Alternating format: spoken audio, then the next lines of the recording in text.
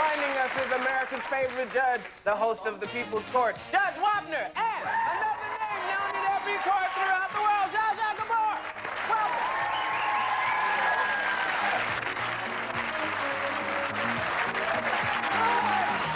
How are you? Good to see you. You too? Of course. Did you make a bet?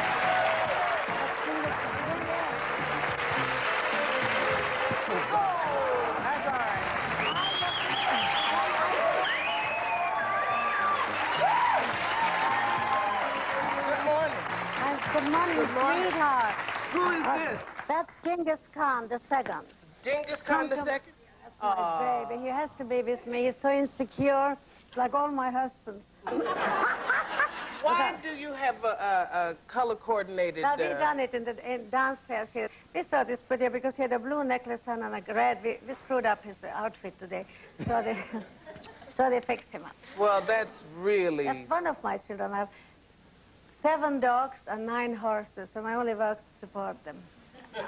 Where do you keep horses? I have a horse ranch in Moore Park. I was, wondering what your house looked like. Not in my Oh, so nice to see you again. It's nice to see you again. You're looking well. I went through hell. I was even in jail. Well, nice little segue there. It's that good food she had. That's why she looked so well. Oh, my God, the food was disgusting. Well, I mean, I survived it. That's the main thing. And oh, that weight, don't talk to me. One day, last night, yes, we came back from Palm Springs. We saw Mother. It was her birthday yesterday. So my husband said, we are not going to eat anything because we ate a big chocolate birthday cake in Palm Springs. So I said, well, what about some of those wonderful fried chicken wings, with... He went down. I was in bed already, deadly tired, because I just got back from London. And I ate at least 20 with the dogs, 3 of these Shih Tzus like that. And the whole night I couldn't sleep. I was so sick. But I must say, it was worth it. What, you had spicy chicken wings in bed? Spicy chicken. I always eat in bed evening. Who is going to get up? Is that a very sexy thing to do? Or does that, like, make sex go right out the window? Well, not in my case, because sex is first. But I heard all...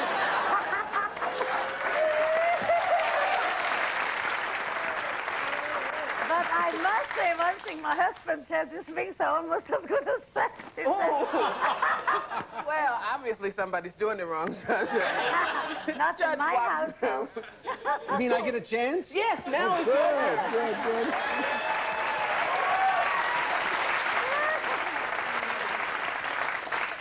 Well, we're talking about sex, so let's get that out of the way. Did you... I don't want to get it out of the way. Well, when did you learn about sex? Did you learn it in school? No. First of all, you've got to realize when I went to school, it was a long time ago. We were not as sophisticated as the kids are today. That's number one. Number two, I really didn't learn about sex until the Army. In the Army? In the Army, yes. How? How? Well... I think it had something to do with a leave, I mean, a little R&R, you know what I mean? I only learned about sex by my second husband. I didn't have sex with my first husband. You didn't have any? No, I was 15. Is that why you got divorced? That's probably good. I was just going to say that. No, I was 15, and I didn't want to have sex with him, and that was in Turkey, and he had so many other wives and mistresses. I didn't even know who he was married to anymore, so it didn't matter to him. And I was glad. Why did you get married at 15? Because it was big war in Hungary, and Father wanted me out of the country, because even then I had a big mouth, and the communists were there, and they knew they were going to shoot me. Wow, you've had a really, really interesting life. I sure do. My book is coming out very soon, too. When do you have time to write? I was in the jail. I worked 3 days.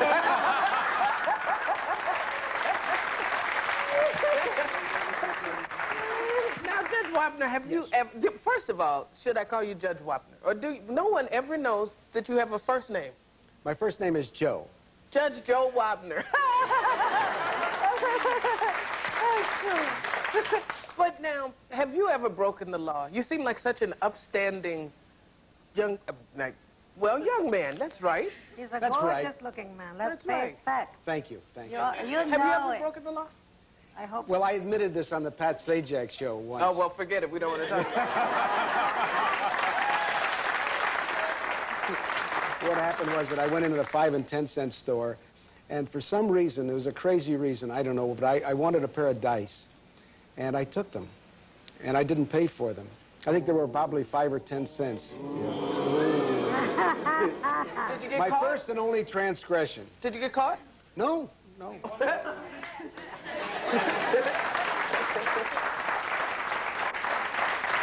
What made you... I have to tell you something funny, though, that happened. Because I said this on the Sajak show, some woman in Seattle was caught shoplifting. She said, Judge Wapner did it, so I did. Figured I could do it.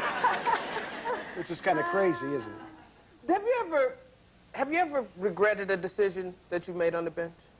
Regretted a particular decision? Right, that you thought No. about it later and said, No. maybe I shouldn't have done it. No.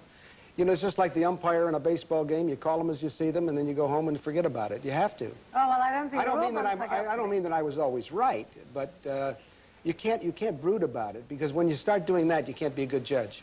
Do you ever look at other judges' decisions and think they did it, maybe you would have done it a little differently? No, because I'm not in the courtroom when they decide cases.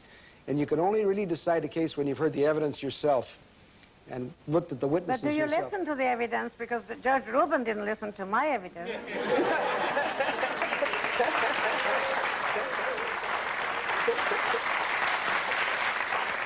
Do you watch the People's Court? Yes, I said it. Well, I say many times, he's very much my type. I like man with gray hair and how you look. You're being flirted with. I always flirt. But one thing is true, that after my hearings there, I am afraid of judges. I really am.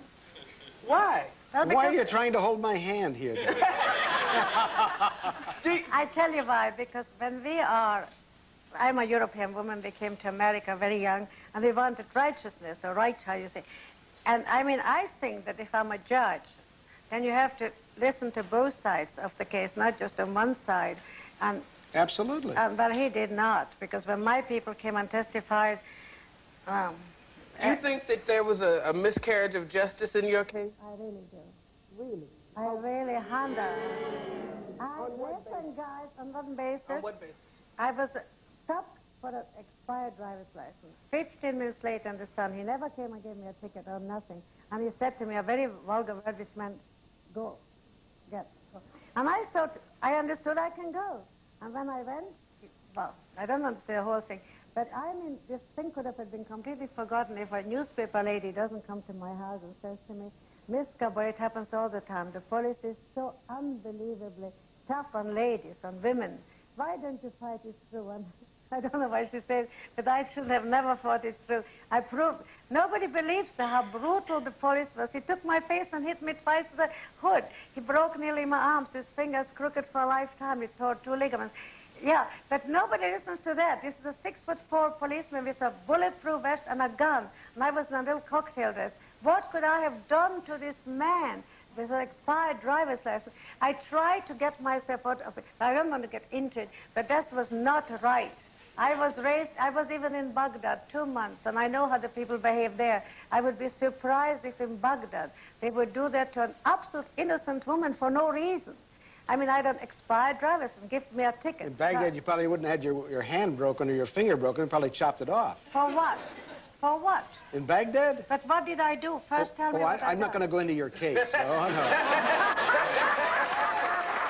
we'll come back and talk some more after these commercials.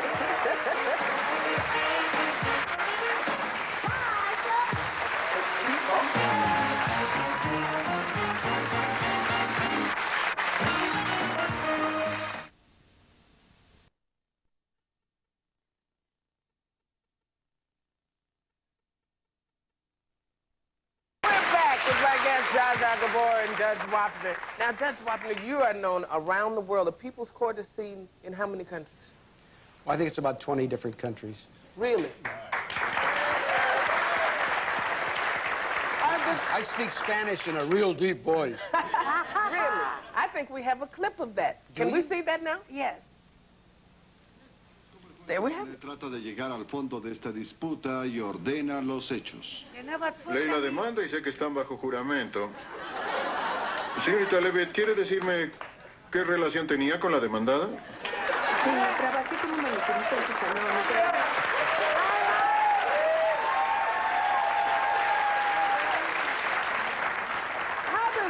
How do your decisions hold up in international law? The cases are judged on, are based on what, California law, yes. So internationally, how do they hold up? Are they reinterpreted again? No.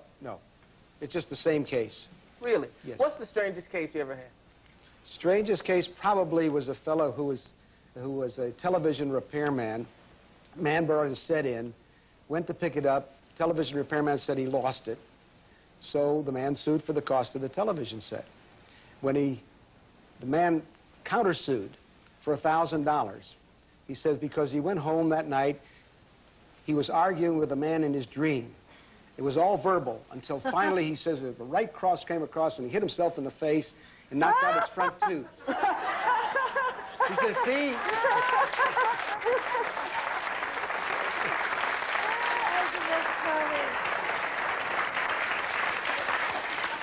Do people ever just, do you think they ever just sue to be on television?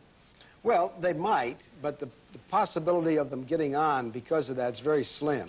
See, we service about 7 or 8 different counties in Southern California, and that's about 20 million people. And if someone calls and says, we'd like to be on the People's Court, we won't take them. We'll only take the people who we call and ask to be on. So the chances of getting on with a phony case are pretty poor. Besides, they're interviewed by a producer, and the producers are pretty smart. They realize who the phonies are and who aren't. Okay. Jaja, is this your last marriage? Listen, I want to give you that because you admired it, and my company does it, and I want you to have it. Voila. That is...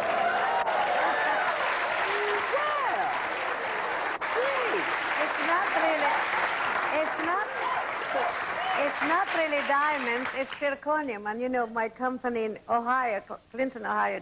You make them. We make them. We make them in Thailand, but they're really zirconium. Put it on, it looks divine. Well, thank you. Not easy to put on. I have to put it on at the break because I'm not real good at this. Pull your sleeves up, it looks better anyhow. You show all your diamonds. Look how many things she has on. I like it, I like it. Oh, thank you. They're not real either. We'll come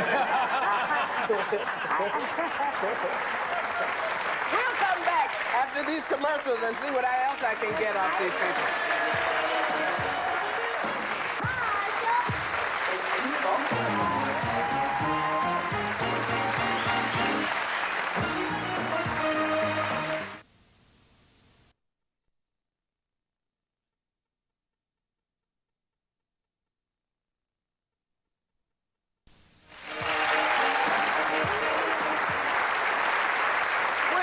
With my guest, Judge Wapner and Gabor, and we were talking in the first half about sex, and I guess sex education, there's no real wrong way to learn it, because there's no real wrong way to do it.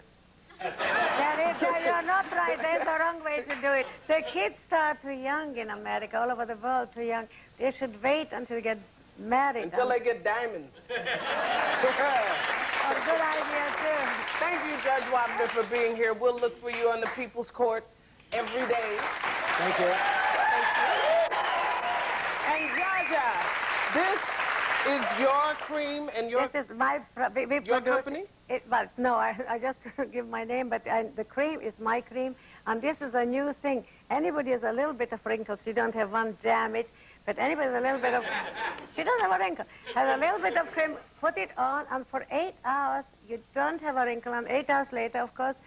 You go back to being a hag. Well, we'd like to thank you for being here. And thank you for being here. And thank you for being here. We'll be back with more interesting people and talk about more interesting stuff. Bye-bye. The Marsha Warfield Show is a Klein & Friends production in association with Backburner Productions.